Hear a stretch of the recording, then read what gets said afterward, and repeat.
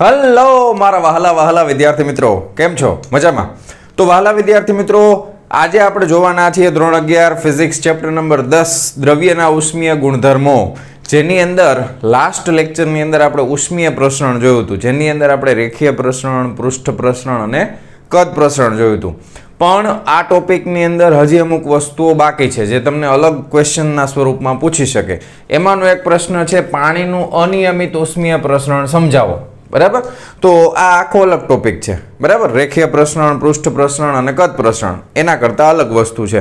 એવા 3 ટોપિક આપણે આજે શીખશું. બરાબર? બીજા ટોપિકની અંદર આપણે જોશું કે વાયુઓની અંદર કદ પ્રસરણ છે એ માત્ર તાપમાન ઉપર આધાર રાખે છે. એ આના પછીનો ટોપિક છે. થર્ડ ટોપિકની અંદર આપણે ત્રીજું એક વસ્તુ શીખવાના છે જેનું નામ છે તાપીય પ્રતિબળ એટલે શું. બરાબર? આટલી વસ્તુ આપણે બાકી હતી ઉષ્મીય પ્રસરણની અંદર, તો એ વસ્તુ આપણે આજે કમ્પ્લીટ કરશું. બીજું, વિશિષ્ટ ઉષ્મા ધારિતા નેક્સ્ટ ટોપિક જે છે એ પણ આજના લેક્ચરની અંદર આપણે કમ્પ્લીટ કરી નાખશું, જે મેં તમને ઓલરેડી થર્મોડાયનેમિક્સની અંદર કરાવેલું છે. બરાબર? એટલે તમારે જો તમે થર્મોડાયનેમિક્સનો લેક્ચર જોઈ લીધા હશે બધા, તો તમારા માટે રિવિઝન થઈ જશે. બરાબર? ચાલો તો શરૂ કરીએ ફટાફટ. પાણીનું અનિયમિત ઉષ્મીય પ્રસરણ એકદમ ઇન્ટરેસ્ટિંગ ટોપિક છે, બહુ જ સુપર ટોપિક છે આ. કે દુનિયાની અંદર કુદરતે જે રચના કરી છે, બરાબર, કોઈ વ્યક્તિ છે કે જે ભગવાનમાં ન માનતો હોય એને તમે આ ટોપિક શીખડાવો, સમજાવો, તો એ ભગવાનમાં માનવા માંડે. એવો સરસ મજાનો ટોપિક છે. બરાબર? કારણ કે આવી વસ્તુ ભગવાન કરી શકે, આપણે ન કરી શકાય.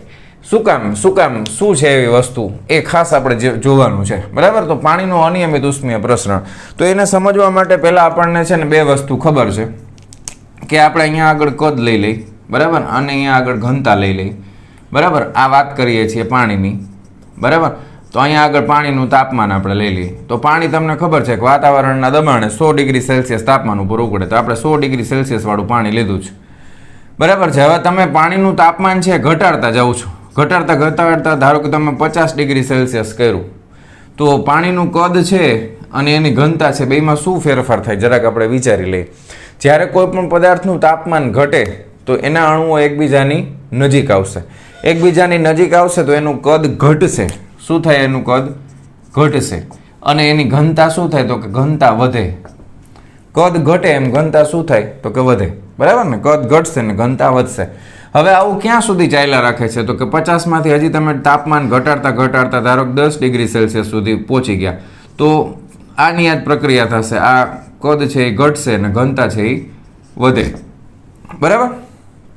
હજી આવું તમે 4 ડિગ્રી સેલ્સિયસ સુધી પહોંચી ગયા છો, તો આની આ જ વસ્તુ થાય છે. કદ છે એ ઘટે છે અને ઘનતા છે એ વધે છે. રેડી? પણ અહીંયાથી કંઈક અલગ પ્રક્રિયા થાય છે.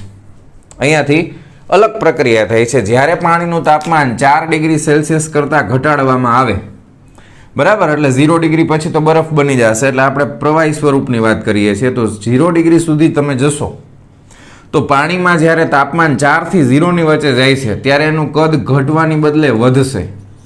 શું થાય છે? કદ ઘટવાની બદલે શું થાય છે? વધી જાય છે. અને ઘનતા છે એ વધવાની બદલે ઘટી જાય છે. ઘનતા શું થઈ જશે? વધવાની બદલે ઘટશે. ઊંધું થઈ જશે પ્રક્રિયા આખી. હવે આવું શું કામ થાય છે? બહુ ઇન્ટરેસ્ટિંગ વસ્તુ છે આ. એને ખાસ સમજવાનો આપણે પ્રયત્ન કરીએ. બરાબર? તો માની લ્યો કે અહીંયા આગળ કોઈ તળાવ છે, નદી છે, બરાબર, જળાશય છે. એની અંદર એક સુંદર મજાની માછલી તરી રહી છે, અંદરના ભાગમાં છે. બરાબર? હવે માછલી જેવી મને આવડે એવી મેં દોરી છે, એટલે તમે એમ ન કહેતા કે સાહેબ આવી થોડી માછલી હોય. હા, સ્માઇલિંગ ફેસવાળી સરસ મજાની માછલી છે. બરાબર? હવે તમે વિચારો કે ખરેખર શું થાય છે એ. બરાબર? આપણે વિચારીએ. મોસ્ટલી જળચર પ્રાણીઓ છે પાણીમાં નીચે તરફ વધારે હશે એવું આપણે સમજી લઈએ. તો હવે માની લ્યો કે શરૂઆતમાં આ વાતાવરણ છે, બરાબર, અને આ પાણી છે. તો અહીંયા આગળ આ વાતાવરણ જેમ ઠંડુ થતું જશે, બરાબર, ધારો કે 10 ડિગ્રી સેલ્સિયસ છે, એમાંથી તાપમાન ઘટતા 4 ડિગ્રી સેલ્સિયસ સુધી પહોંચે છે. તો નોર્મલ વસ્તુ જે થવાની હતી એ જ થશે. પાણીનું તાપમાન આની આરે તાપીય સંતુલન બંધાશે, ઉષ્મીય સંતુલનમાં આવશે. એટલે 10 ડિગ્રી સેલ્સિયસમાંથી 4 ડિગ્રી સેલ્સિયસ થયું તો પાણીનું તાપમાન ઘટતા ક્યાં સુધી પહોંચી જશે? 4 ડિગ્રી સેલ્સિયસ સુધી પહોંચી જશે. બરાબર? સમજાય તમને? 4 ડિગ્રી સેલ્સિયસ. હવે ખરેખર શું થાય? તો કે 4 ડિગ્રી સેલ્સિયસ સુધી આપણે એક પહેલાં જોઈ લઈએ કે 4 ડિગ્રી સેલ્સિયસ સુધી પહોંચે છે ત્યાં સુધીમાં કઈ ઘટના બને છે.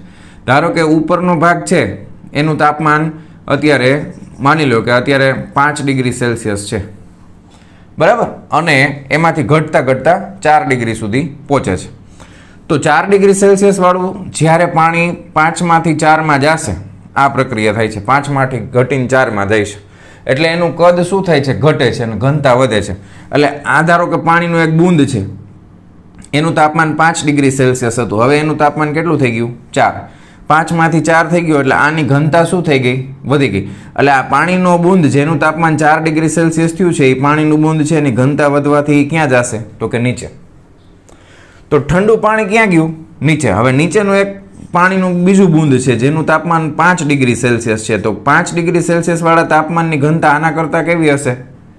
આની ઘનતા વધી એટલે નીચે ગયું, બરાબર, અને આની ઘનતા ઓછી હશે એટલે એ ક્યાં જશે? તો કે ઉપર જશે. સમજાય તમને?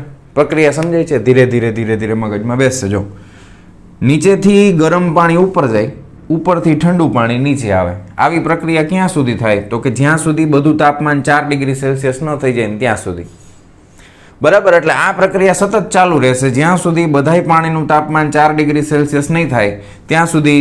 ઉપરથી પાણી ઠંડુ છે એ નીચે આવશે, નીચેનું ગરમ પાણી ઉપર જશે, ઉપરથી પાછું ઠંડુ થશે, નીચે આવશે, ઉપર જશે. આની આ પ્રક્રિયા ચાલુ રહેશે.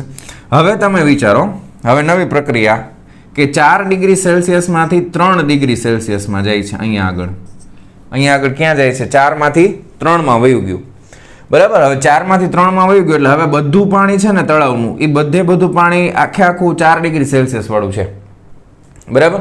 તો માની લો કે અહીંયા આગળ પાણીનો અમુક જથ્થો છે, અમુક બૂંદ છે, એનું તાપમાન છે એ 3 ડિગ્રી સેલ્સિયસ થઈ ગયું. કેટલું થઈ ગયું? 3 ડિગ્રી સેલ્સિયસ, બરાબર. હવે પાણીનું તાપમાન 4માંથી 3 થાય કે 2 થાય કે 1 થાય કે 0 થાય, તો હવે ઊંધી પ્રક્રિયા થાય છે, કદ ઘટવાની બદલે વધે છે. તો આ 3 ડિગ્રી સેલ્સિયસ વાળા પાણીનું કદ શું થઈ ગયું? વધી ગયું હશે. અને ઘનતા વધવાની બદલે શું થઈ ગઈ હશે? ઘટી ગઈ હશે.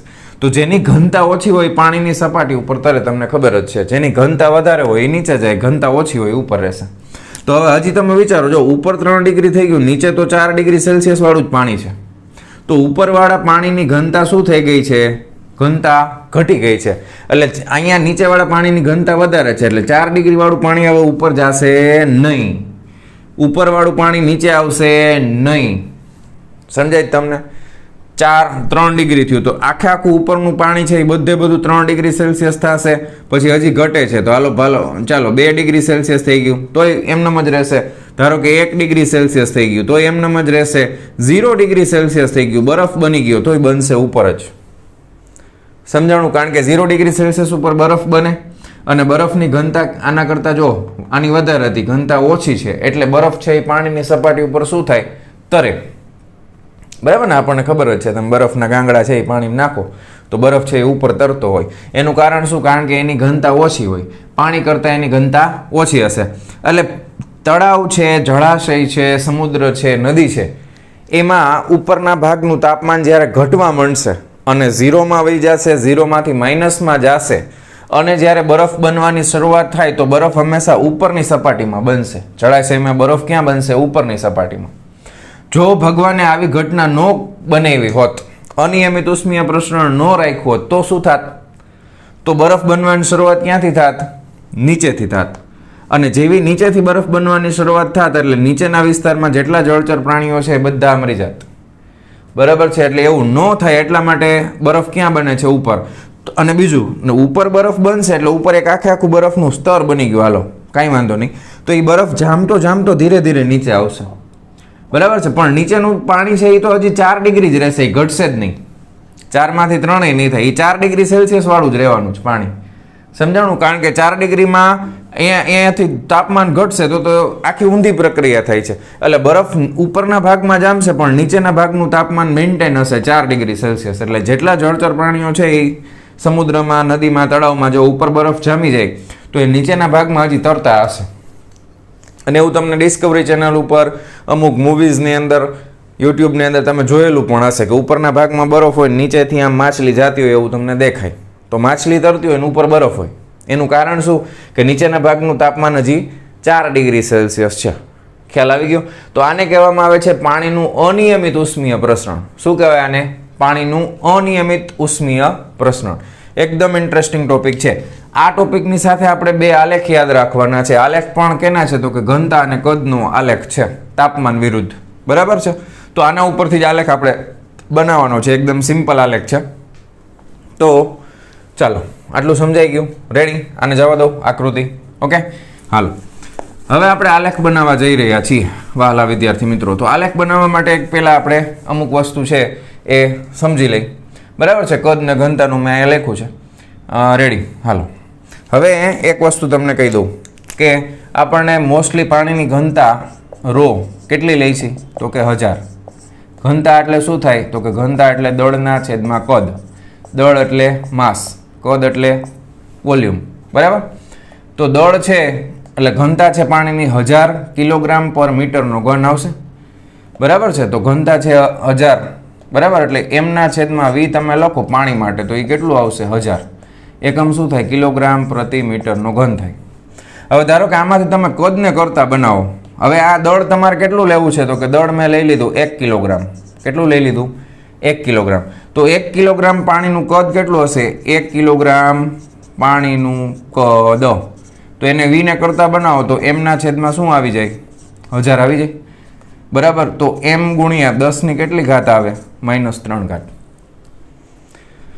બરાબર છે. ધ્યાન રાખજો, ગુણાકારમાં 10 ની -3 ઘાત આવે. તમે કિલોગ્રામના જથ્થાનું 1 લ્યો, 2 લ્યો, 5 લ્યો, 10 લ્યો તો એમ તો અહીંયા ગુણાકારમાં આવી જશે કેટલા કિલોગ્રામ છે એ. તો એનું કદ છે એ તમને આટલા મીટરનો ઘન મળશે. બરાબર છે. એટલે 10 ની -3 ઘાત એના ગુણાકારમાં આવશે. અને ઘનતા તો તમને ખબર જ છે, 1 કિલોગ્રામ પાણીની ઘનતા 1000 હોય, 2 કિલોગ્રામની હોય તો 2000 થાય, 3 કિલોગ્રામ પાણી છે 3000 થશે. તો ઘનતામાં સીધે સીધું શું આવશે? 10 ની +3 ઘાત આવશે કેજી પર મીટર ક્યુબ. શું આવશે? કેજી પર મીટર ક્યુબ. કારણ કે આપણે આલેખ ડ્રો કરવા માટે આ જરૂરી હતું સમજવાનું. તો કદમાં ગુણાકારમાં 10 ની -3 ઘાત આવશે અને ઘનતામાં ગુણાકારમાં 10 ની +3 ઘાત આવશે. બરાબર છે. કેજી પર metre cube. Ready? Okay, done છે પાક્કું. હાલો, હવે આપણે આલેખ બનાવવાની શરૂઆત કરીશું વાલા બાળકો. રેડી? હાલો. જો આલેખ અત્યારે ને અત્યારે જ યાદ રહી જાય, પરફેક્ટ ધ્યાન અહીંયા હશે ને તમારું 100% તો કંઈ અઘરું છે નહીં જરાય એમાં. બરાબર? તો હાલો આપણે આલેખ બનાવવાની શરૂઆત કરશું. બ્લુ નહીં, બ્લેકથી ચાલુ કરીએ. બરાબર? પહેલો આલેખ આપણે જે બનાવીએ છીએ એ કદ વિરુદ્ધ તાપમાનનો આલેખ બનાવશું. બરાબર છે. પહેલો આલેખ આપણે બનાવીએ છીએ એ કદ વર્સિસ તાપમાન. બરાબર? પાણી માટેનો. હા. રેડી? હાલો. તો અહીંયા ઊભી અક્ષ ઉપર કદ આવશે અને આડી અક્ષ ઉપર તાપમાન આવશે. પહેલાં આને આપણે સમજી લઈએ. બરાબર? તો અહીંયા આપણે લખશું પાણીનું કદ કૌંસમાં ગુણાકારમાં 10 ની -3 ઘાત મીટર ક્યુબ. બરાબર? પાણીનું કદ છે આ રીતના આવશે. રેડી? હવે અહીંયા મારે થોડુંક લખવા માટે જગ્યા જોશે એટલે આલેખને થોડોક આમ લઈ લઈએ આપણે. રેડી? હાલો, સરસ. રેડી? Okay, very good. હવે અહીંયા આગળ છે ને એ તાપમાન છે. તાપમાન ડિગ્રી સેલ્સિયસમાં છે. તો તમને ખબર છે 4 ડિગ્રીએ લોચો થાય છે બધું, 4 ડિગ્રીથી ઊંધું થાય છે. તો અહીંયા આપણે 0 થી સ્ટાર્ટ કરીએ તો 1, આ 0, આ 1, આ 2, આ 3, આ 4, આ 5. બરાબર? અને આટલા ડિસ્ટન્સ ઉપર અહીંયા શું હશે તો કે અહીંયા આવશે 10. પછી આપણે આલેખમાં બહુ લાંબે સુધી નો ડ્રો કરવો પડે એટલે આપણે અહીંયાથી કટ કરી, બરાબર, અહીંયાથી થોડુંક અહીંયાથી કટ કરી નાખશું. આ કટિંગની નિશાની છે અને અહીંયા આપણે 100 ડિગ્રી સેલ્સિયસ લઈ લઈએ. બરાબર ને? આખું જો 100 થી લઈને 0 સુધીનું. રેડી? ઓકે. હવે અહીંયા આગળ જો પાણીનું કદ છે એ તમે જો શરૂઆતમાં શું થાય છે? તાપમાન વધારે હશે તો તમે તાપમાન ઘટે છે તો કદ છે એ શું થતું જશે? ઘટશે. એટલે આ રીતનો આલેખ આવશે ને? ખ્યાલ આવે તમને? ઓકે. અને કદ છે એ વધવાનું અહીંથી ચાલુ થાય છે એટલે કદ એનું ઓછામાં ઓછું કદ ક્યાં મળશે તો કે 4 ડિગ્રી સેલ્સિયસ તાપમાને મળે. ખ્યાલ આવે છે? તો પાણીનું ઓછામાં ઓછું કદ 4 ડિગ્રીએ મળશે. ધ્યાન આપજો. બરાબર?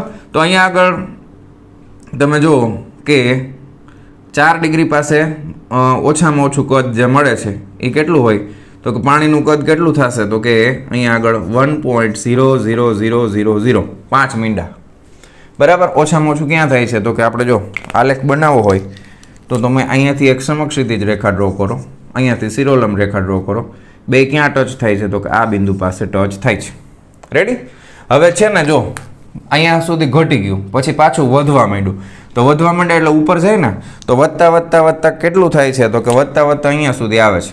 ધારો કે હવે આપણે આલેખ પહેલાં ડ્રો કરી જ નાખીએ આ રીતે, બરાબર. અને મહત્તમ 100 ડિગ્રી સેલ્સિયસ માટે આપણે જોઈએ તો અહીંયા આગળ તમે લખી શકો. જો હવે અહીંયા ખાસ ડેટા, સિમ્પલ ડેટા છે. આ 1.00013 આવશે, બરાબર. અને અહીંયા આગળ જે તમે જોશો તો મહત્તમ છે એ 1.04343 1.04343 છે, બરાબર. તમે આ આંકડા ન ગોખો તો વાંધો નહીં. ખાસ તમારે ધ્યાન શું રાખવાનું, 4 ડિગ્રી હશે ત્યાં 1 હશે, પછી 4 ડિગ્રી કરતાં ઓછામાં તમે જાશો તો એ વધશે, અને અહીંયા આગળ 4 ડિગ્રીથી વધારે તાપમાનમાં જાશો તો એ કદ વધશે, બરાબર છે. અને મેક્સિમમ અહીંયા સુધીનો આવે છે આલેખ, બરાબર. અહીંયા સુધીનો આલેખ છે એ 10 થી 100 ની વચમાં આ પોઈન્ટ આવે છે. રેડી?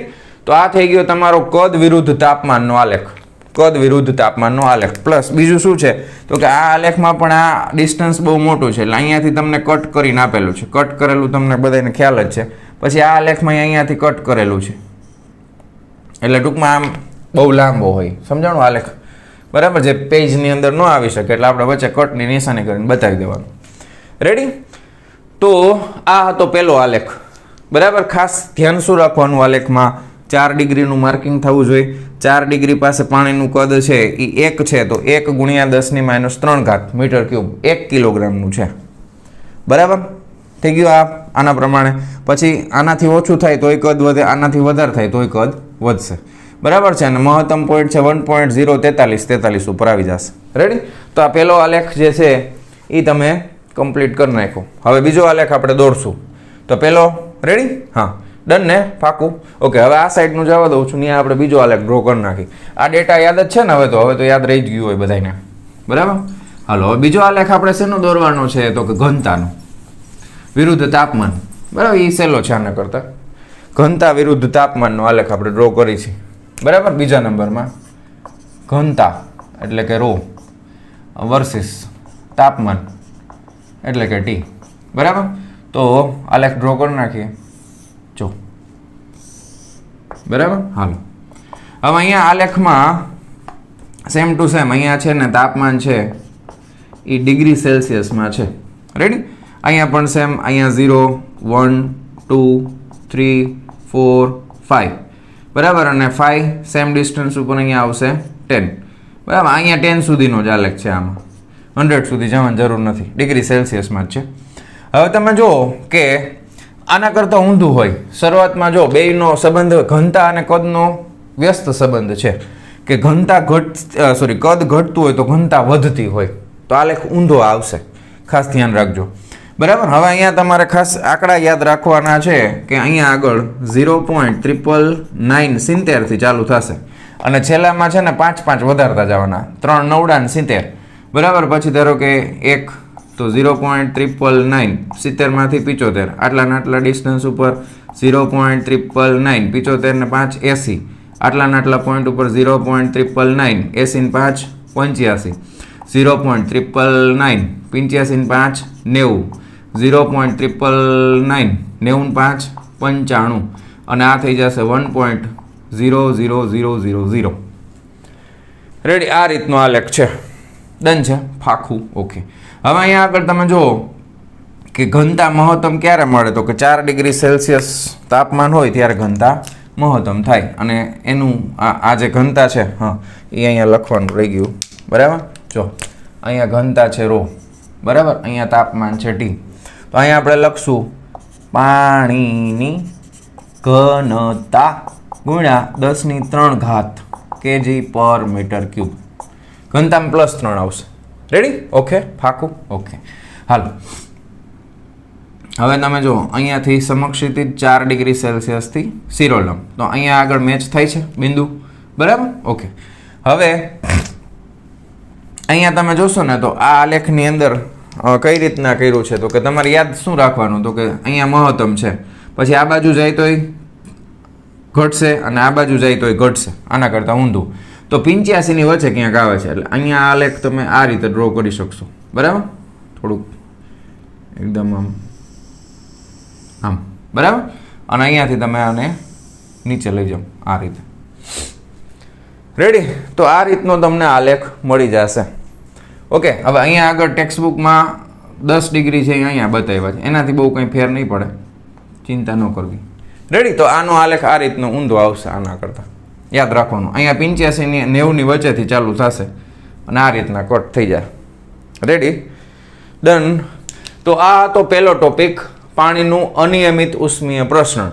અને અત્યારે તમે શું કરો, વિડીયો પોઝ કરીને બે આલેખ પહેલાં એમાંથી જોઈને દોરી લ્યો, પછી એકવાર મોઢે દોર નાખો, એટલે તમને ક્યાંય ભૂલ પડશે નહીં. ચાલો ડ્રો કરી લેજો, જવા દઉં છું. અરે હલી ગયું. ચાલો ડ્રો કરી લેજો. ચાલો વિદ્યાર્થી મિત્રો, નેક્સ્ટ આપણે જોવાના છીએ આજ ટોપિકની અંદર વાયુઓ માટે કદ પ્રસરણાંક. તો આપણને ખબર છે કે ઘન પદાર્થો અને પ્રવાહી પદાર્થો છે, તો એના માટે જે કદ પ્રસરણાંકનું મૂલ્ય છે એ બહુ ઓછું હોય છે, 10⁻5 આવે છે. આપણે ઓલરેડી કોષ્ટક નંબર 1 ને કોષ્ટક નંબર 2 માં જોઈ લીધું છે લાસ્ટ લેક્ચરની અંદર, બરાબર. પણ વાયુઓ માટે શું છે, અને બીજું કે પ્રવાહી પદાર્થો છે એના માટે પણ કદ પ્રસરણાંક છે સાપેક્ષ રીતે તાપમાન ઉપર આધાર રાખતું નથી, બરાબર. પણ વાયુઓ માટે આખી અલગ વસ્તુ છે, બરાબર. વાયુઓ માટે આખી અલગ વસ્તુ છે. આપણે જોયું હતું ને ઘન પદાર્થોમાં ખાસ કરીને ઓલો તાંબા માટેનો આલેખ આપણને યાદ હોવો જોઈએ. એમાં શું થતું હતું કે શરૂઆતમાં તાપમાન વધે એમ કદ પ્રસરણાંક છે વધતો હતો, અને જેવું તાપમાન છે એ 500 કેલ્વિન કરતાં વધી જતું હતું, પછી કદ પ્રસરણાંક તાપમાનની સાથે બદલાતો નહોતો, બરાબર. તો પ્રવાહીમાં પણ આ જ વસ્તુ થાય છે. હવે આપણે વાયુઓ માટે ખાસ વિચારવાનું છે કે વાયુઓ માટે શું થશે. તો કે વાયુઓ માટે કદ પ્રસરણાંક છે એ કેવી રીતના છે, એના માટે પહેલાં આપણે આદર્શ વાયુ સમીકરણનો યુઝ કરી અને સૂત્ર તારવવાનું છે. તો આપણને ખબર છે કે ભાઈ આદર્શ વાયુ સમીકરણ.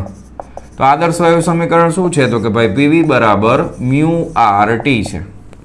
રેડી? હવે આ આદર્શ વાયુનું સમીકરણ છે, કોઈ પણ એક આદર્શ વાયુ છે એવું આપણે માની લઈએ. હવે આપણે શું કરીએ છીએ, તો કે આદર્શ વાયુનું તાપમાન છે T માંથી T પ્લસ ડેલ્ટા T જેટલું બદલાવીએ છીએ, તો એનું કદ છે V માંથી V પ્લસ ડેલ્ટા V જેટલું બદલાશે. જો તાપમાન વધ્યું હશે તો કદ વધશે, તાપમાન ઘટ્યું હશે તો કદ ઘટશે. તો આ સમીકરણ નંબર 1 છે. ધારો કે આ જ સમીકરણમાં આપણે V ની બદલે શું કરી નાખીએ, તો કે V ની બદલે ડેલ્ટા V કરી નાખીએ, T ની બદલે ડેલ્ટા T. તો એક વસ્તુ આપણે શું કરવી પડે, તો કે દબાણને શું રાખવું પડે, તો કે દબાણને આપણે અચળ રાખવું પડે. અચળ દબાણ અચળ રાખી અને પછી આપણે આ પ્રક્રિયા કરવાની છે. દબાણ ન બદલાય એનું ધ્યાન રાખવાનું, બરાબર છે. તો દબાણ નહીં બદલાય તો તાપમાન વધશે તો કદ વધશે, તાપમાન ઘટશે તો કદ ઘટશે, બરાબર. કારણ કે જ્યારે દબાણ અચળ હોય ત્યારે કદ છે એ તાપમાનના સમપ્રમાણમાં ચલે છે, બરાબર. V is proportional to T. Ready? દબાણ અચળ હશે ત્યારે. ડન. હાલો, તો હવે આપણે આ સમીકરણમાં દબાણ તો અચળ છે, તો કદ બદલાણું કેટલું, તો ડેલ્ટા V જેટલું. μR તો અચળ છે, તાપમાન બદલાણું કેટલું, તો ડેલ્ટા T જેટલું. આને આપણે આપી દઈએ સમીકરણ નંબર 2.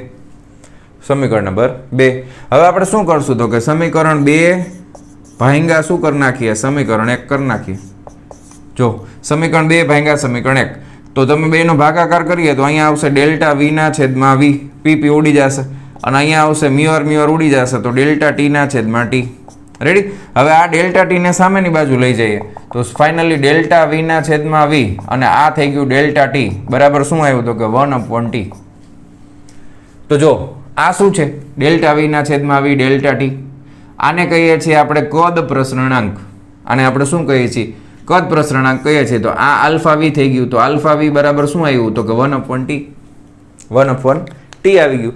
તો જો વાયુઓ માટે કદ પ્રસરણાંક માત્ર ને માત્ર કોના ઉપર આધાર રાખે છે, તો કે તાપમાન ઉપર આધાર રાખે છે. માત્ર ને માત્ર તાપમાન ઉપર આધાર રાખે છે. થઈ ગયું સાબિત. હવે આના ઉપરથી આપણે છે ને બે વેલ્યુ ખાસ યાદ રાખવાની છે. પેલું આપણે લેશું 0 ડિગ્રી સેલ્સિયસ. પેલું આપણે લેશું 0 ડિગ્રી સેલ્સિયસ તાપમાને. હવે અહીંયા આગળ તાપમાન એકલું છે, કોઈ તફાવત નથી. તો જ્યારે તાપમાન આખા ચેપ્ટરમાં જ્યારે પણ તાપમાન એકલું આવે ત્યારે આપણે એને કેલ્વિનમાં લેવાનું છે, બરાબર છે. કેલ્વિન માપક્રમમાં આપણે લેવાનું છે SI સિસ્ટમ પ્રમાણે. તો 0 ડિગ્રી સેલ્સિયસ તાપમાન હશે તો એના માટે તમે T ની વેલ્યુ કેટલી લેશું આપણે, તો કે 273.15 કેલ્વિન આવશે. રેડી? તો એના માટે આપણે કદ પ્રસરણાંકનું મૂલ્ય જોતું હોય તો શું કરવું પડે, 1/273.15 કરવું પડે. 1/273.15 કરવું પડશે. રેડી?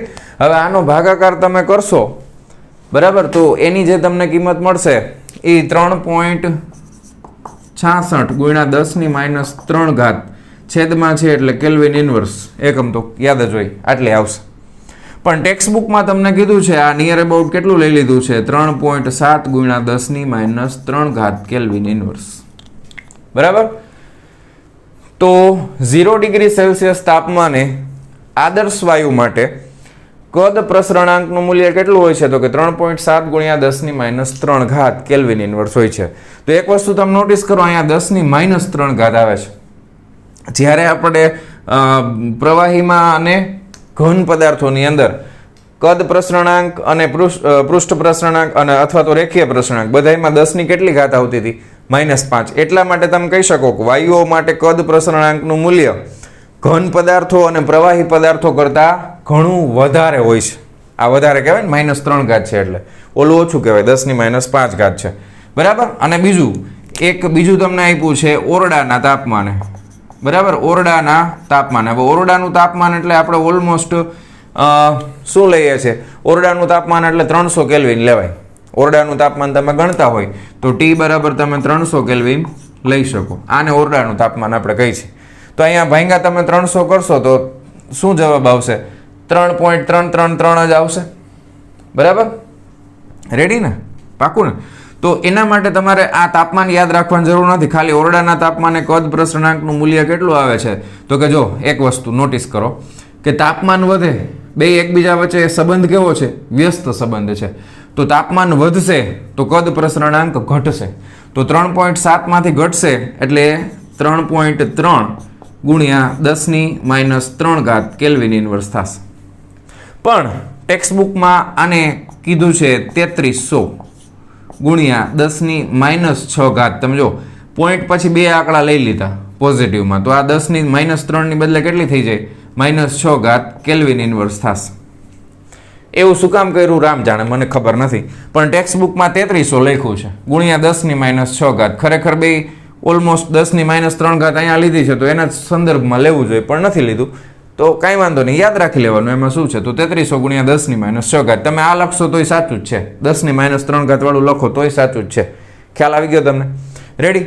તો આ ઓરડાના તાપમાને અને 0 ડિગ્રી સેલ્સિયસ તાપમાને વાયુઓ માટે, આદર્શ વાયુ માટે કદ પ્રસરણાંક છે એના મૂલ્ય આપણે ખાસ યાદ રાખવાના છે.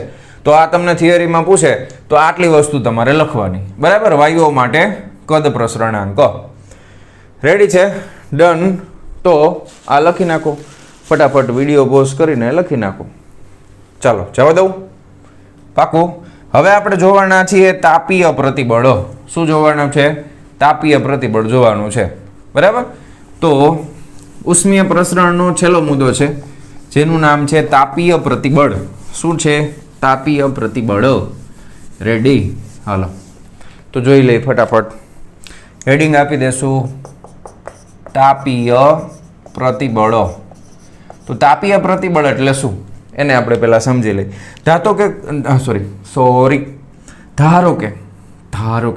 ધારો કે ધાતુનો કોઈ સળિયો છે, એને બંને છેડેથી તમે દ્રઢ રીતે બાંધી દીધો છે, દ્રઢ આધાર સાથે જકડીને રાખ્યો છે.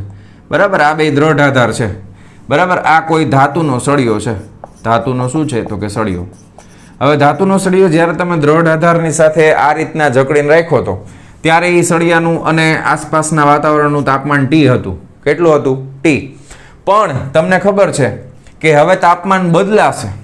ધારો કે તાપમાન વધે છે. હવે અહીંયા તો તમે ફિક્સ કરી દીધું વેલ્ડિંગથી કે નટ બોલ્ટથી કે ગમે એ રીતના તમે અહીંયાથી ફિક્સ કરી દીધા છે. છેડા એકદમ તમે ફિક્સ કરી દીધા છે. સમજો બરાબર? છેડા ફિક્સ કરી દીધા છે. હવે આમાં ધારો કે તાપમાન વધે તો ધાતુનું પ્રસરણ થશે એટલે એનું કદ વધશે. તો એ જ્યારે તાપમાનનો ફેરફાર આવશે, બરાબર, તાપમાન હવે બદલાઈને T + ΔT થશે, તો એ કાં તો પ્રસરણ અનુભવશે અને કાં તો સંકોચન અનુભવશે. પ્રસરણ અથવા તો શું અનુભવે? તાપમાન વધ્યું હોય તો પ્રસરણ થાય, તાપમાન ઘટ્યું હોય તો સંકોચન અનુભવશે. હવે આ પ્રસરણ અને સંકોચનના કારણે તમે ઓલરેડી આગળ શીખી ગયા છો કે આની અંદર દાબીય વિકૃતિ ઉત્પન્ન થશે. કેવી વિકૃતિ ઉત્પન્ન થાય? તો કે દાબીય વિકૃતિ ઉત્પન્ન થશે. બરાબર છે. તો આ ઘન પદાર્થના યાંત્રિક ગુણધર્મોમાં તમે શીખી ગયા છો. યંગ મોડ્યુલસ ને વિકૃતિ, પ્રતિબળ, બધી વસ્તુ શીખી લીધી છે તમે, બરાબર, એવું હું માની લઉં છું. તો અહીંયા આગળ દાબીય વિકૃતિ ઉત્પન્ન થશે. રેડી? તો એના કારણે તમે જોશો કે ધારો કે જો તાપમાન વધે તો એ નવી કન્ડિશનમાં તમને આ સળિયો છે એ થોડોક આ રીતના બેન્ડ થઈ ગયો એવું તમને દેખાશે. કાં ઉપર તરફ બેન્ડ થઈ શકે અથવા તો નીચે તરફ એ બેન્ડ થઈ શકે, જરૂરી નથી ઉપર તરફ જ થાય. ટૂંકમાં સળિયો વાંકો વળી જશે. સમજાય તમને? સળિયો પહેલાં જેવો નહીં રહે, સળિયો વાંકો વળી જશે. બરાબર? સળિયો વાંકો વળી જશે, બેન્ડ વળી જશે. કારણ કે એમાં શું ઉત્પન્ન થાય છે તો કે તાપીય પ્રતિબળ ઉત્પન્ન થશે. કારણ કે તમે એની સાઇઝ વધવા તો નથી દેતા, આ બે ભાગ તો ફિક્સ છે. બરાબર? આ શું કામ આપણે શીખવું પડે? કારણ કે ધારો કે તમને ખબર છે મોટા મોટા બીમ અને કોલમ હોય બિલ્ડિંગ કન્સ્ટ્રક્શનમાં, તો તમે બે દિવાલ બનાવો છો તો સિમેન્ટ કોન્ક્રીટનું કન્સ્ટ્રક્શન છે અને વચમાં તમે આખી બીમ છે એ તમે ધારો કે આખું ધાતુનો તમે બહુ મોટી બીમ બનાવી નાખો તો તમને ખબર છે શિયાળા અને ઉનાળામાં ઇન્ડિયાની અંદર તાપમાનનું ફ્લક્ચ્યુએશન છે ઓલમોસ્ટ 10-15 ડિગ્રી તો હોય જ છે. બરાબર? શિયાળામાં ઠંડુ હોય તો 25-30 ડિગ્રી હોય, ઉનાળામાં ગરમ હોય તો 40-45 ઉપર વહી જાય ક્યારેક. તો 10-15 ડિગ્રીનો ડિફરન્સ આવે તો એની અંદર શું ઉત્પન્ન થાય? ઓલા બીમ સિમેન્ટ કોન્ક્રીટનું છે એ ફિક્સ છે, તો આનામાં સળિયામાં શું થાય તો પ્રતિબળ ઉત્પન્ન થાય, દાબીય વિકૃતિ ઉત્પન્ન થાય. સમજાણું તમને? ઓકે, હવે આપણે આનું સૂત્ર તારવવાનું છે, એકદમ સિમ્પલ. હવે તમને યાદ જ છે, સૂત્ર તારવવા માટે આપણે આના માટે યંગ મોડ્યુલસ લેશું. શું લેવાના છે તો કે ભાઈ યંગ મોડ્યુલસ. હવે યંગ મોડ્યુલસ એટલે વાય, બરાબર? તો એ યંગ મોડ્યુલસ એટલે સૂત્ર શું થાય તો કે પ્રતિબળના છેદમાં વિકૃતિ. રેડી? તો પ્રતિબળ એટલે સિગ્મા, વિકૃતિ એટલે એપ્સિલોન. બરાબર? હવે પ્રતિબળ એટલે શું થાય તો કે પ્રતિબળ એટલે બળના છેદમાં ક્ષેત્રફળ. તો F/A, પણ ટેક્સ્ટ બુકમાં ડેલ્ટા લખ્યું છે તો ડેલ્ટા લખો તો ચાલે, ન લખો તો ચાલે. બરાબર છે? વિકૃતિ એટલે શું થાય તો કે ડેલ્ટા L ના છેદમાં L, લંબાઈમાં થતો ફેરફારના છેદમાં મૂળ લંબાઈ, એને આપણે વિકૃતિ કહી છે. રેડી? હવે તમને ખબર છે કે અહીંયા આગળ આપણે ઓલરેડી શીખી ગયા કે ડેલ્ટા L ના છેદમાં L એટલે શું થાય તો કે આલ્ફા L ડેલ્ટા T થાય. ભાઈ કાંઈ વાંધો નહીં, મૂકી દઈ કિંમત. તો y બરાબર શું આવશે? ડેલ્ટા F ના છેદમાં A એના છેદમાં આલ્ફા L ડેલ્ટા T થઈ જશે. બરાબર? હવે અહીંયા આગળ આ ડેલ્ટા F જે છે એને તમે કરતા બનાવશો તો આ શું થઈ જશે? આ અંશનો છેદમાં જ જાય એટલે આ થઈ જશે y a alpha L delta T. બરાબર? અને આ જે ડેલ્ટા F છે એને જ કહેવામાં આવે છે પ્રતિબળ. એને જ શું કહેવામાં આવે છે? પ્રતિબળ કહેવામાં આવે છે. બરાબર? તો ડેલ્ટા F નું સૂત્ર શું આવશે? ડેલ્ટા F બરાબર y a alpha L delta T, y a alpha L delta T. Ready? તો આને કહેવામાં આવે છે તાપીય પ્રતિબળો.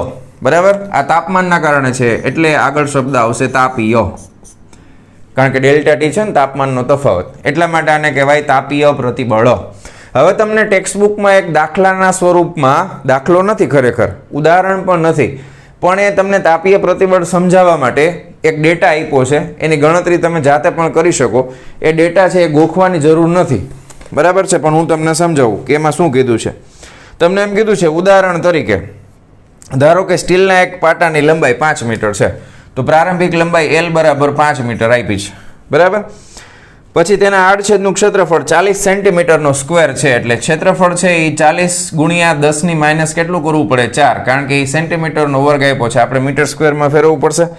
પછી તમને એમ કીધું છે કે તેના તાપમાનમાં 10 ડિગ્રી સેલ્સિયસ જેટલો વધારો કરી, એટલે ડેલ્ટા T, વધારો એટલે ડેલ્ટા T કેટલું તો 10 ડિગ્રી સેલ્સિયસ. રેડી? હાલો, તાપીય પ્રસરણ રોકવામાં આવે છે. સ્ટીલનો રેખીય પ્રસરણાંક આપી દીધો છે આલ્ફા L બરાબર 1.2 ગુણ્યા 10 ની માઇનસ 5 ઘાત. બરાબર? Kelvin inverse. રેડી? તેથી દાબીય વિકૃતિ ગણવાની જરૂર નથી. પછી યંગ મોડ્યુલસ તમને આપી દીધો છે સ્ટીલનો, યંગ મોડ્યુલસ 2 ગુણ્યા 10 ની 11 ઘાત. રેડી? હા, ન્યૂટન પર મીટર સ્ક્વેર. તો આપણે છે ને ડેલ્ટા F ગોતવાનું છે. હા, બસ. તો બધી વસ્તુ આપી છે, સૂત્રમાં કિંમત મૂકી દે એટલે હમણાં જવાબ મળશે. જો હવે આમાં આપણે યંગ મોડ્યુલસ છે તો 2 ગુણ્યા 10 ની 11 ઘાત, આડછેદનું ક્ષેત્રફળ છે તો 40 ગુણ્યા 10 ની માઇનસ 4 ઘાત. રેડી? આલ્ફા L તમને ખબર છે 1.2 ગુણ્યા 10 ની માઇનસ 5 ઘાત. રેડી? ગુણ્યા ડેલ્ટા T, તાપમાનનો તફાવત છે 10 ડિગ્રી સેલ્સિયસમાં. રેડી? બધું મુકાઈ ગયું છે. હવે એક કામ કરીએ, 12 દુ 24 એટલે આ 2.4 થઈ ગયા ગુણ્યા 12 દુ 24 અને આ 4 તો છે જ ગુણ્યા હવે 10 ની ઘાત આપણે જોઈ લઈ ખાસ બરાબર આ 40 ની બદલે મેં 4 કરી નાખ્યા છે એટલે 1 મીંડું આને આપી દઈ તો 11 ની બદલે કેટલા થઈ ગયા 12 થઈ ગયા બરાબર હવે 5 જો આ 10 છે એની એક ઘાત હોય તો આને આપણે કાઢી નાખી અને અહીંયા -4 કરી નાખી રેડી ઓકે તો 4 ને 4 8 8 ને 4 12 તો 10 ની કેટલી ઘાત આવશે +4 ઘાત આવશે હવે આને એપ્રોક્સિમેટલી આપણે 2.5 ગણી લઈ 2.5 એટલે 25 ચોકું 100 થાય બરાબર એટલે આ લગભગ નિયર અબાઉટ 10 ગુણ્યા 10 ની 4 ઘાત આપણે કરીએ તો એપ્રોક્સિમેટ કેટલા આવે તો કે 10 ની 5 ઘાત આવે અને બળ છે ગમે હોય તો બળનો એકમ શું થાય તો કે ન્યૂટન થાય હવે તમે જુઓ કે કેટલું બળ આવ્યું ખાલી 10 ડિગ્રી સેલ્સિયસ સમજાવે એટલા માટે દાખલો આપ્યો છે તમને કે અહીંયા આગળ ખાલી 10 ડિગ્રી સેલ્સિયસનો તફાવત છે તો ઇન્ડિયામાં તો એટલો થવાનો જ છે ઉનાળા અને શિયાળાની વચમાં તો 10 ડિગ્રી સેલ્સિયસ તફાવતમાં સ્ટીલના સળિયામાં કેટલું પ્રતિબળ ઉત્પન્ન થયું 10 ની 5 ઘાત ન્યૂટન આ બહુ મોટું છે આ ગમે એવો સળિયો હોય ને તો એને બેન્ડ વાળી દે વાંકો વાળી નાખશે એટલા માટે આમાંથી આપણે એ શીખવાનું છે કે જ્યારે પણ કોઈ કન્સ્ટ્રક્શન કરવાનું થાય તો સ્ટીલનો સળંગ સળિયો નાખવાને બદલે આપણે નાના નાના કટકા નાખવા પડે અને વચમાં છે ને ફ્લેક્સિબલ જોઈન્ટ રાખવો પડે તમને ખબર છે રેલવેના પાટા છે એ સળંગ ન હોય વચમાં એને કનેક્શન આપેલા હોય જેથી કરીને તાપમાનના લીધે લંબાઈમાં ફેરફાર થશે તો એમાં વાંકા ચૂકા ન થઈ જાય ખ્યાલ આવે છે એ જ રીતના કોઈ કન્સ્ટ્રક્શન થતું હોય મોટું કારખાનું બનાવતા હોય ઇન્ડસ્ટ્રીની અંદર તો એ જ્યારે આખો શેડ બનાવતા હશે તો શેડની અંદર જ્યારે પણ ધાતુનો ઉપયોગ કરવામાં આવે તો એ બહુ મોટા સળિયાના બદલે નાના નાના સળિયાને વચમાં ફ્લેક્સિબલ જોઈન્ટ આપેલા હોય નટ બોલ્ટવાળા જેથી કરીને લંબાઈ થોડી ઘણી વધઘટ થાય તો બેન્ડ ન વળી જાય ખ્યાલ આવ્યો તો એટલા માટે આપણે આ ટોપિક શીખવાનો હતો જેનું નામ હતું તાપીય પ્રતિબળ રેડી તો આટલી વસ્તુ ફટાફટ નોટ ડાઉન કરો અને હવે આપણે જોવાના છીએ આના પછીનો નેક્સ્ટ ટોપિક વિશિષ્ટ ઉષ્મા ધારિતા ચાલો લખી નાખો ફટાફટ વિડીયો પોઝ કરીને ચાલો જવા દઉં છું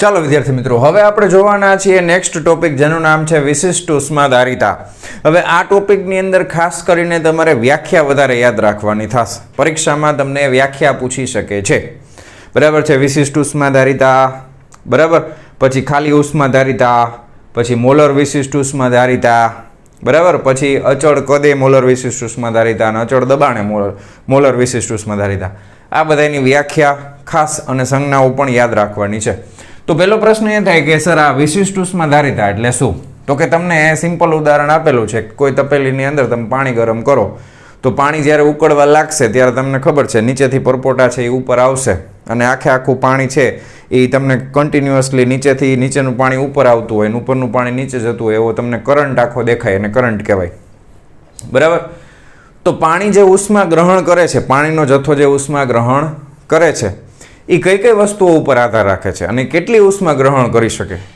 એ બધી વસ્તુને સમજવા માટે આપણે ઉષ્માધારિતાને વ્યાખ્યાયિત કરવાની જરૂર છે બરાબર છે તો એને સમજવા માટે આપણે સૌથી પહેલાં એક તમને પ્રયોગ આપ્યો છે તો એ પ્રયોગ ખાસ આપણે સમજી લેશું કે પહેલાં આપણે શું કરશું તો કે એક ચોક્કસ જથ્થાનું પાણી લઈ લેશું બરાબર ધારો કે આપણે પ્રયોગની અંદર આપણે નક્કી કરી નાખી કે ભાઈ પાણી આપણે જે લઈ છીએ ને એ ધારો કે 1 લીટર પાણી લીધું છે કેટલું તો કે 1 લીટર પાણી લીધું છે એને તમે અચળ ઉષ્મા પ્રાપ્તિ સ્થાન એટલે ગેસનો સ્ટવ હોય એને એકધારી ફ્લેમ ઉપર રાખવાની વધારવાની એને ઘટાડવાની નહીં એમાં તમે એને ગરમ કરો છો બરાબર અને ખાસ કરીને આપણે છે ને વાતાવરણનું તાપમાન છે એ આપણે ધારી લઈએ છીએ 20 ડિગ્રી સેલ્સિયસ છે કેટલું છે 20 ડિગ્રી સેલ્સિયસ તો પહેલા કિસ્સાની અંદર તમે શું કરો છો 1 લીટર પાણીને ગરમ કરો છો બરાબર અને એનું તાપમાન છે એ તમે હવે આ ચાલતી નથી ફરવી પડશે અહીં ખાલ છે હાલો તો એનું તાપમાન છે એ તમે 20 ડિગ્રી સેલ્સિયસમાંથી કેટલું કરી નાખો છો તો 40 ડિગ્રી સેલ્સિયસ કરો છો 20 માંથી 40 કેટલું વધાર્યું તો અહીંયા આગળ ડેલ્ટા ટી શું આવશે તો કે તાપમાનનો વધારો કેટલો છે તો 20 ડિગ્રી સેલ્સિયસનો છે અને તમારી પાસે શું છે તો તમારી પાસે સ્ટોપ વોચ છે એના મદદથી તમે સમય નોંધો છો જ્યારે ગરમ કરવાનું ચાલુ કર્યું ને ત્યારનો તમે સમય નોંધી લીધો અને સ્ટોપ વોચથી તમે સમય માપ્યો એનું નામ આપ્યું T1 રેડી હાલો આટલું ડન ઓકે તો પાણીએ કંઈક ઉષ્મા ગ્રહણ કરી હશે ને તાપમાન વધે છે એનો મતલબ એમ કે એને કંઈક ઉષ્માનું શોષણ કર્યું હશે હવે બીજા કિસ્સાની અંદર આપણે શું કરીએ છીએ તો કે આનું આ જ પાણી છે 1 લીટર જ લીધું છે. પાણી કેટલું લીધું છે? 1 લીટર જ લીધું છે. પણ તાપમાન છે ને 40ની બદલે 60 ડિગ્રી સેલ્સિયસ કરીએ છીએ. તો અહીંયા આગળ તાપમાનનો તફાવત કેટલો આવશે? પ્રારંભિક તો 20 જ હતું, તો અહીંયા આગળ તાપમાનનો તફાવત 40 ડિગ્રી સેલ્સિયસનો આવશે.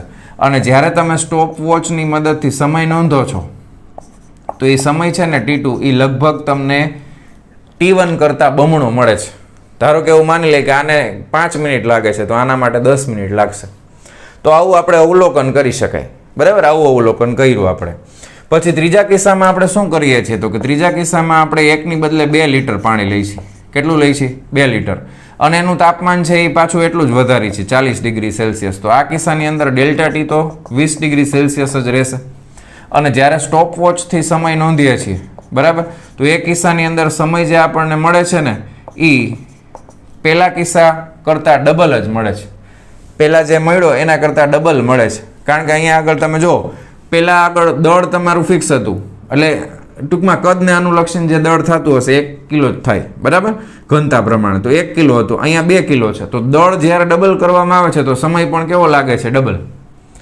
દળ ડબલ, સમય ડબલ, તાપમાન ડબલ, સમય ડબલ. તો 2 તારણ નીકળ્યા છે, બરાબર. હવે ચોથા કિસ્સાની અંદર આપણે શું કરશું? તો કે આપણે 1 લીટર જ લેશું, પણ પાણીની બદલે કોઈ પણ ઇડિબલ ઓઇલ, ખાઈ શકાય એવું આપણે તેલ લઈ લેશું. બરાબર, ઓઇલ એટલે કે તેલનો યુઝ કરશું. બરાબર. હા, મોસ્ટલી ગુજરાતની અંદર આપણે મગફળીનું તેલ વાપરતા હોય. ટેક્સ્ટ બુકમાં સરસવનું લખે. સરસવનું આપણે ગુજરાતમાં બહુ ઓછું વાપરતા હોય. તો કોઈ પણ ખાવાનું તેલ લઈ લો તમે, એનું તાપમાન છે એમાં તમે ફરી પાછું 40 ડિગ્રી સેલ્સિયસ કરો છો તો તાપમાનનો વધારો તો 20 ડિગ્રી સેલ્સિયસનો જ આવે છે. પણ અહીંયા આગળ જ્યારે તમે સ્ટોપ વોચની મદદથી સમય નોંધો છો તો એ સમય જે છે ને T4 એ ઓછો આવે છે. કોના કરતાં? તો કે પહેલાં કરતાં. T1 કરતાં પણ ઓછો સમય લાગે છે. તો આ 4 વસ્તુ આપણે કરી. પહેલા કિસ્સાની અંદર સમય માપી લીધો, બીજા કિસ્સામાં તાપમાન ડબલ કર્યું, સમય ડબલ થઈ ગયો, ત્રીજા કિસ્સામાં દળ ડબલ કરી નાખ્યું તો એ સમય ડબલ થઈ ગયો, ચોથા કિસ્સામાં પદાર્થની જાત જ બદલાઈ નાખી. તો આના ઉપરથી આપણને શું તારણો મળ્યા? તો કે આના ઉપરથી જો આપણને આવા તારણો મળે છે કે કોઈ પણ પદાર્થ જે ઉષ્મા ધારણ કરશે, ઉષ્મા ધારણ કરવાની જે એની ક્ષમતા છે એ કઈ કઈ વસ્તુઓ ઉપર આધારિત છે? તો કે પહેલું, એ પદાર્થના દળ પર આધાર રાખે છે. પદાર્થના દળ પર આધાર રાખે છે. જો દળ ડબલ થઈ ગયું તો સમય ડબલ થઈ ગયો, એટલે કેટલી ઉષ્મા ધારણ કરશે એના દળ ઉપર આધાર રાખે છે. બીજું, એ ડેલ્ટા ટી એટલે કે તાપમાનના તફાવત પર આધાર રાખે છે. રેડી? સમજાણ્યું? સમજાઈ ગયું? તાપમાન ડબલ, વધારો ડબલ, સમય ડબલ, બરાબર. અને ત્રીજું, પદાર્થની જાત પર આધાર રાખે છે. બરાબર, પદાર્થની જાત પર આધાર રાખે છે. પદાર્થ બદલાઈ ગયો, ઉષ્મા ગ્રહણ કરવાની ક્ષમતા બદલાઈ ગઈ. તો આ એનો પ્રયોગ છે. સ્ટાર્ટિંગમાં આપણને આ પ્રયોગ સમજાઈ જાય તો આપણે ખાસ તમને આ MCQમાં પણ પૂછી શકે કે કોઈ પણ પદાર્થની ઉષ્માધારિતા છે એ કઈ કઈ વસ્તુઓ ઉપર આધાર રાખે છે? તો પેલું દળ ઉપર આધાર રાખે છે, બીજું તાપમાનના તફાવત પર આધાર રાખે છે, ત્રીજું પદાર્થની જાત પર આધાર રાખે છે. કેવી રીતે ખબર પડી? તો કે આ સિમ્પલ પ્રયોગ કર્યો એના ઉપરથી આપણને ખબર પડી ગઈ. રેડી? તો અહીંયા સુધી ડન છે. હવે આપણે વ્યાખ્યા તરફ આગળ વધશું. આ મેઇન પાર્ટ આપણે જોઈ લીધો કે કોઈ પણ પદાર્થની ઉષ્માધારિતા છે એ શું કઈ કઈ વસ્તુઓ ઉપર આધાર રાખે છે. રેડી? ઉષ્માધારિતા એટલે ઉષ્મા ધારણ કરવી. ઉષ્મા ધારણ કરવી, બધાયની ઉષ્મા ગ્રહણ કરવાની ક્ષમતા જુદી જુદી હોય. એ હવે આપણે જોશું. હાલો, રેડી? ડન આટલું? ઓકે. હવે આપણે વ્યાખ્યા તરફ આગળ વધીએ છીએ. ટોટલ આમાં 5 વ્યાખ્યા છે. એ 5 તમારે યાદ રાખવાની છે. બરાબર? પહેલી વ્યાખ્યા છે ખાલી ઉષ્માધારિતા. કોને કહેવાય? કે કોઈ પણ પદાર્થની ઉષ્માધારિતા એટલે શું? બરાબર છે? તો પહેલું આપણે યાદ રાખશું ખાલી ઉષ્માધારિતા. ચાલો 1 by 1 જોતા જઈએ. પહેલામાં આપણે યાદ રાખશું ઉષ્માધારિતા. કોને કહેવાય? તો કે ઉષ્માધારિતાને આપણે એકદમ સિમ્પલ રીતે વ્યાખ્યાયિત કરેલી છે. ઉષ્માધારિતાની સંજ્ઞા છે કેપિટલ S. બરાબર? ઉષ્માધારિતાને આપણે ડેલ્ટા Q ના છેદમાં ડેલ્ટા T તરીકે વ્યાખ્યાયિત કરેલી છે. બરાબર? તો ડેલ્ટા Q ના છેદમાં ડેલ્ટા T એટલે એનો એકમ થઈ જશે જૂલ પર કેલ્વિન, અથવા તો બીજો એકમ તમે લખી શકો કે કેલરી. ઉષ્માનો બીજો એકમ કેલરી પણ છે, કેલરી પ્રતિ કેલ્વિન. બરાબર? તો આની વ્યાખ્યા તમારે શું આપી શકાય? તો કે કોઈ પણ પદાર્થ છે એનું તાપમાન T માંથી વધારી અને T પ્લસ ડેલ્ટા T કરવામાં આવે તો પદાર્થની ઉષ્માનો જથ્થો છે એમાં થતો ફેરફાર જો ડેલ્ટા Q હોય તો તેની ઉષ્માધારિતાને S બરાબર ડેલ્ટા Q ના છેદમાં ડેલ્ટા T તરીકે વ્યાખ્યાયિત કરવામાં આવે છે. સિમ્પલ. ઓકે. પણ આનો ઉપયોગ આપણે બહુ ઓછો કરીએ છીએ. આપણે હવે આનો ઉપયોગ વધારે કરીએ છીએ. જે ટોપિકનું નામ છે વિશિષ્ટ ઉષ્માધારિતા. આને શું કામ વ્યાખ્યાયિત કરવી પડી? તો કે જો આમાં એક પ્રોબ્લેમ થાય. શું? તો તમે એક જણાએ 5 લીટર પાણી લીધું, બીજા વિદ્યાર્થીએ 10 લીટર પાણી લીધું, ત્રીજા કોકે 15 લીટર પાણી લીધું, તો બધાયમાં ઉષ્માનો જથ્થો જુદો જુદો આવશે, કારણ કે બધાય કેસની અંદર પાણીનું દળ અલગ અલગ છે. ખ્યાલ આવ્યો? તો ઉષ્માનો જથ્થો છે એ બધાય માટે બદલાતો રહેશે. તો એવું આપણે ન નક્કી કરી શકીએ. તો આપણે બધાય માટે એક સરખું જ રાખવું પડે. તો આપણે એક કામ કરીએ, જે પણ તમે ઉષ્માધારિતા માપો છો ને એને દળ વડે વિભાજન કરી નાખીએ. કે જે વ્યક્તિ 10 લીટર પાણી લે છે તો એને ભાંગા 10 કરવાનું, 15 લેતો હોય તો ભાંગા 15 કરવાનું, 5 લ્યો તો ભાંગા 5 કરી નાખવાનું. તો એકમ દળ દીઠ, બરાબર છે, એકમ દળ દીઠ ઉષ્માનો જથ્થો આપણે લઈ લેવાનો. કેના દીઠ લઈ લેવાનો? એકમ દળ દીઠ. તો એના માટેનું સૂત્ર છે, સંજ્ઞા છે સ્મોલ s. બરાબર. તો સ્મોલ s બરાબર શું થશે? તો કે કેપિટલ S ના છેદમાં એકમ દળ, એટલે દળ વડે ભાગાકાર કરી નાખવાનો, S બાય M થઈ જશે. તો સૂત્ર થઈ જશે ડેલ્ટા Q ના છેદમાં M delta T. Ready? Okay, પાકું? ક્લિયર છે? તો આનો એકમ શું આવશે? તો કે SI સિસ્ટમ પ્રમાણે જૂલ પર કેજી કેલ્વિન. વિશિષ્ટ ઉષ્માધારિતા. બરાબર. તો આની વ્યાખ્યા તમે શું લખી શકો? કે એકમ દળ દીઠ પદાર્થના તાપમાનમાં એક એકમ કેટલો? તો કે એક એકમ જેટલો ફેરફાર કરવા માટે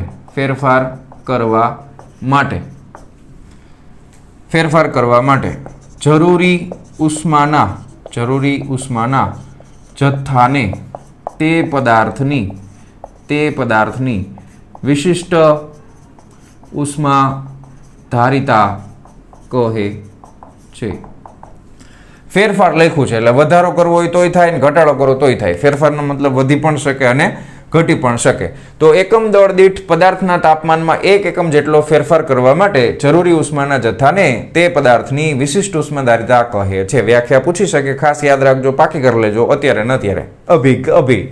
બરાબર. તો આ હતી વિશિષ્ટ ઉષ્માધારિતા.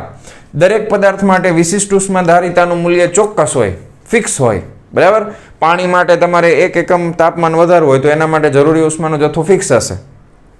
બીજું કોઈ તમે ઓઇલ યુઝ કરો છો, તેલ યુઝ કરીએ, તેલનું તાપમાન 1 ડિગ્રી સેલ્સિયસ જેટલું વધારવું છે, ઘટાડવું છે, તો ઉષ્માનો જથ્થો ફિક્સ હશે, નિશ્ચિત હોય મૂલ્ય. ખ્યાલ આવ્યો? તો આ થઈ જશે વિશિષ્ટ ઉષ્માધારિતા. હવે આપણને ખબર છે ત્રીજું આપણે વ્યાખ્યા લેવાના છે જેનું નામ છે મોલર વિશિષ્ટ ઉષ્માધારિતા. શું છે? મોલર વિશિષ્ટ ઉષ્માધારિતા. હવે મોલર વિશિષ્ટ ઉષ્માધારિતા શું કામ વ્યાખ્યાયિત કરવી પડે? તો કે મોલ જે છે એ આપણે મોસ્ટલી ઘન પદાર્થ હોય તો દળ છે એ કિલોગ્રામમાં આપણે લેતા હોય. પ્રવાહીમાં એ તમે કિલોગ્રામમાં લઈ લ્યો ચાલે, પણ મોસ્ટલી વાયુ પદાર્થો છે એના માટે દળ છે ને આપણે ક્યારેય કિલોગ્રામમાં નથી લેતા. એમાં આપણે વાયુઓ માટે મોલની સંખ્યા ગણતા હોય છે. 1 મોલ છે, 2 મોલ છે, 10, 15 પોઈન્ટમાં ગમે તે. તો એના માટે આપણે મોલને વ્યાખ્યાયિત કરવું પડે. તો ખાસ સિમ્પલ વસ્તુ આની આ જ, પણ આપણે દળની જગ્યાએ શું લઈ લેવાનું? સંજ્ઞામાં મોલ લઈ લેવાનું. મોલને આપણે ફિઝિક્સની અંદર મ્યુ સંજ્ઞા વડે દર્શાવી છે. તો મોલર વિશિષ્ટ ઉષ્માધારિતાની સંજ્ઞા થઈ જશે કેપિટલ C. બધાની સંજ્ઞા યાદ રાખજો. કેપિટલ S એટલે ખાલી વિશિષ્ટ ઉષ્માધારિતા, સ્મોલ s એટલે વિશિષ્ટ ઉષ્માધારિતા. ઘણી વખત રેફરન્સ બુકમાં સ્મોલ c સંજ્ઞા પણ આપવામાં આવે છે. બરાબર. મોલર વિશિષ્ટ ઉષ્માધારિતાની સંજ્ઞા છે કેપિટલ C.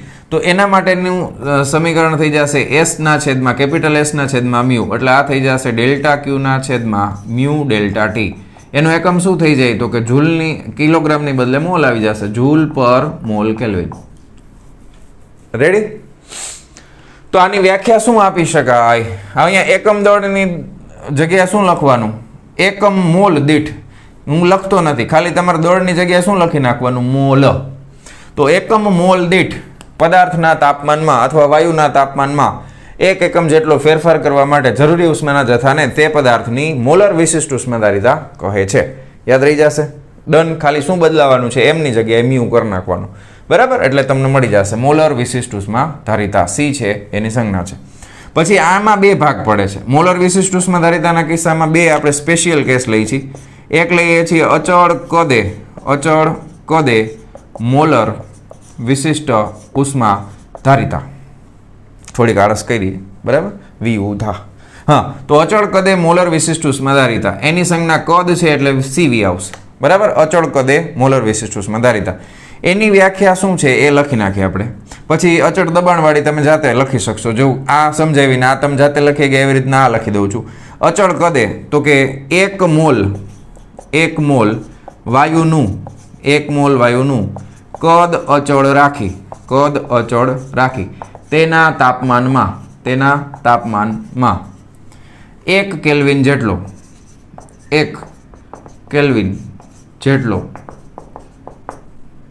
વધારો કરવા માટે જરૂરી ઉષ્માના જથ્થાને તે પદાર્થની અથવા વાયુની અચળ કદે મોલર વિશિષ્ટ ઉષ્માધારિતા કહે છે. 1 મોલ વાયુ લઈ લેવાનો છે એટલે મ્યુ બરાબર 1 થઈ ગયું. જો હવે સૂત્ર આનું આ જ, પણ મ્યુ બરાબર શું થઈ ગયું છે 1. તો આ ડેલ્ટા ક્યુ ના છેદમાં ડેલ્ટા ટી આવશે. મ્યુ બરાબર શું છે 1 છે. પણ અહીંયા તમે શું અચળ રાખ્યું છે કદ, તો કાઉન્સ કરીને અહીંયા વી લખી નાખવાનું એટલે કદ અચળ. સમજાણું તમને? રેડી? તો આ થઈ ગઈ અચળ કદે મોલર વિશિષ્ટ ઉષ્માધારિતા. 1 મોલ વાયુનું કદ અચળ રાખી તેના તાપમાનમાં 1 કેલ્વિન જેટલો વધારો કરવા માટે જરૂરી ઉષ્માના જથ્થાને તે વાયુની અચળ કદે મોલર વિશિષ્ટ ઉષ્માધારિતા કહે છે. હવે આની આ વ્યાખ્યા તમારે કેના માટે લખવાની? અચળ દબાણે મોલર વિશિષ્ટ ઉષ્માધારિતા એની સંજ્ઞા છે સીપી. બરાબર, હવે વ્યાખ્યા શું લખશો તમે? 1 મોલ વાયુનું દબાણ અચળ રાખી તેના તાપમાનમાં 1 કેલ્વિન જેટલો વધારો કરવા માટે જરૂરી ઉષ્માના જથ્થાને તે વાયુની અચળ દબાણે મોલર વિશિષ્ટ ઉષ્માધારિતા કહે છે. તો સીપી બરાબર ડેલ્ટા ક્યુ ના છેદમાં 1 મોલ લીધું છે એટલે મ્યુ તો 1 જ થઈ જશે, છેદમાં ડેલ્ટા ટી અહીંયા આગળ દબાણ અચળ. તો સીપી અને સીવી. હવે મેં તમને ઓલરેડી થર્મોડાયનેમિક્સ કરાવી દીધું છે એટલે હવે તમને આમાં બધાય ખબર હોવું જોઈએ અને ખાસ આ યાદ હોવું જોઈએ. સીપી માઇનસ સીવી બરાબર શું થાય? તો કે આર થાય. બરાબર, આર ની કિંમત તમને ખબર છે. આર કેટલા થાય? 8.314 અથવા 8.31. રેડી? હવે આ બધાના એકમ પણ, હવે આનો સીવી નો એકમ છે અને સીપી નો એકમ છે એ આના જેવો જ થાય, સેમ જ થશે, જૂલ પર મોલ કેલ્વિન. એકમ કઈ બદલાવાના નથી. બરાબર, તો સીપી માઇનસ સીવી બરાબર 8 આર અને 8.314. રેડી? જૂલ પર મોલ કેલ્વિન. એકમ શું થાય? જૂલ પર મોલ કેલ્વિન. રેડી? હવે તમને છે ને એક ટેક્સ્ટબુકની અંદર કોષ્ટક આપેલા છે. એ કોષ્ટકની અંદર અલગ અલગ પદાર્થોની વિશિષ્ટ ઉષ્માધારિતા આપેલી છે. ખાસ આમાંથી બીજું શું યાદ રાખવાનું? તો કે એમસીક્યુ માટે, દાખલા માટે, જ્યારે કોઈ પદાર્થનું તાપમાન બદલાતું હશે, ઘન પદાર્થનું, પ્રવાહી પદાર્થનું, તો ખાસ આપણે સૂત્ર જે લખવાનું થશે એ આના ઉપરથી સૂત્ર બનશે. જ્યારે કોઈ પદાર્થને ગરમ કરીએ એનું તાપમાન વધે તો ઉષ્માનો જથ્થો છે એનો ફેરફાર કેટલો થાય? તો કે ડેલ્ટા ક્યુ બરાબર, અથવા સીધું તમે ક્યુ લખો MS ડેલ્ટા ટી. આ યાદ રાખજો. ડેલ્ટા ક્યુ બરાબર ડેલ્ટા ક્યુના સ્વરૂપમાં આવશે સૂત્ર. ડેલ્ટા ક્યુ બરાબર MS ડેલ્ટા ટી. એસ એટલે પદાર્થની વિશિષ્ટ ઉષ્માધારિતા. જ્યારે પણ તાપમાન ફરશે તો આ જ સૂત્ર આવશે. તાપમાન વધશે કે ઘટશે તો ઉષ્માનો ફેરફાર આ જ સૂત્ર ઉપરથી આવશે. યાદ રાખી લેજો. ડેલ્ટા ક્યુ બરાબર MS ડેલ્ટા ટી. ડેલ્ટા ક્યુ બરાબર MS ડેલ્ટા ટી, અથવા ખાલી ક્યુ લખો તોય વાંધો નહીં, MS delta T. Ready? Done છે? પાકું? બરાબર. બાકી આના રિલેટેડ દાખલા છે, સીપી અને સીવીના આધારિત જેટલા દાખલાઓ છે એ બધા આપણે થર્મોડાયનેમિક્સના ચેપ્ટરમાં કરેલા છે. બરાબર, એમાં વધારે પૂછાયેલ છે આના ઉપર આધારિત દાખલાઓ. અને તમને વાત કરતો તો હા, કોષ્ટકમાં જે ટેક્સ્ટબુકમાં જે તમને કોષ્ટક આપ્યું છે એ કોષ્ટકની અંદર તમને અલગ અલગ પદાર્થોની વિશિષ્ટ ઉષ્માધારિતા આપેલી છે. હવે પાણીની વિશિષ્ટ ઉષ્માધારિતા સૌથી વધારે હોય. બરાબર છે? કેટલી છે? 4186. પાણીની તમને આપેલી નહીં હોય, જનરલી મોઢે યાદ રાખવાની છે. પાણી માટેની વિશિષ્ટ ઉષ્માધારિતા, બરાબર, એસ ઓફ વોટર 4186 જૂલ પર કેજી કેલ્વિન. બરાબર, ખાસ યાદ રાખજો. પાણીની સૌથી વધારે છે. એટલે પાણીને ગરમ થવામાં પણ બહુ વધારે સમય લાગે અને ઠંડુ થવામાં પણ બહુ વધારે સમય લાગે. એના લીધે આપણે ઘણા બધા ઉપયોગો એના છે.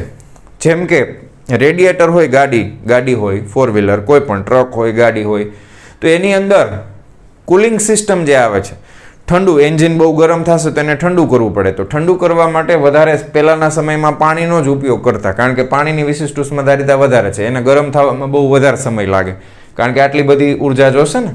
1 કિલોગ્રામ પાણીનો જથ્થો છે, એનું તાપમાન 1 ડિગ્રી સેલ્સિયસ વધારે હોય તો આટલી ઉર્જા જોઈએ. સમજાણું તમને? પણ અત્યારના સમયમાં એના કરતાં પણ ટેકનોલોજી ડેવલપ થઈ છે, તો આપણે કુલન્ટ યુઝ કરીએ છીએ, ગ્રીન કલરનું હોય ગાડીની અંદર. બરાબર.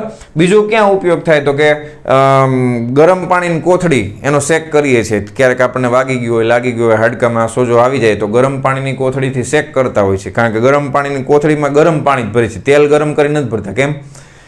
તેલ ભરી ગયા તો તેલ ઠંડુ થઈ જાય ફટાફટ, પણ પાણી ઠંડુ થશે નહીં, વાર લાગશે. એટલે ગરમ પાણીની કોથળીનો શેક કરવા માટે આપણે ઉપયોગ કરીએ છીએ. બીજું કે જમીનની સપાટી હશે, જમીન છે એની વિશિષ્ટ ઉષ્માધારિતા ઓછી છે, એટલે તડકો પડે, સૂર્યમાંથી પ્રકાશ આવે તો જમીન ફટાફટ ગરમ થાય, પણ પાણી ધીમે ધીમે ગરમ થશે. એટલે સમુદ્ર કિનારે આપણને બહુ તડકો હોય તો આપણને ગરમી ન લાગે, કારણ કે સમુદ્ર કિનારા ઉપરની હવા છે એ ઠંડી હોય અને જમીનની સપાટીની હવા ગરમ હોય, તો ગરમ હવા ઉપર વહી જાય ને સમુદ્રમાંથી ઠંડી હવા છે જમીન તરફ વહેવા લાગે. ખ્યાલ આવ્યો? આ બધી વસ્તુની ડિટેલમાં આજે આપણે ચર્ચા આગળ કરવાના છીએ. રેડી? તો ખાસ આજનો ટોપિકમાં આપણે જોયું કે વિશિષ્ટ ઉષ્માધારિતા કોને કહેવાય, એના પ્રકારો શું છે, ખાસ કરીને એની વ્યાખ્યા આપણે યાદ રાખવાની છે, કઈ કઈ વસ્તુઓ ઉપર આધાર રાખે છે આપણે જોઈ લીધું. ઓકે, ડન છે? ઓકે, તો મારા વહાલા વિદ્યાર્થી મિત્રો, આજનો આ લેક્ચર આપણે અહીંયા પૂરો કરીએ છીએ. મળીએ છીએ નેક્સ્ટ વિડીયો લેક્ચરમાં આના પછીના ટોપિકની સાથે. ત્યાં સુધી આવજો.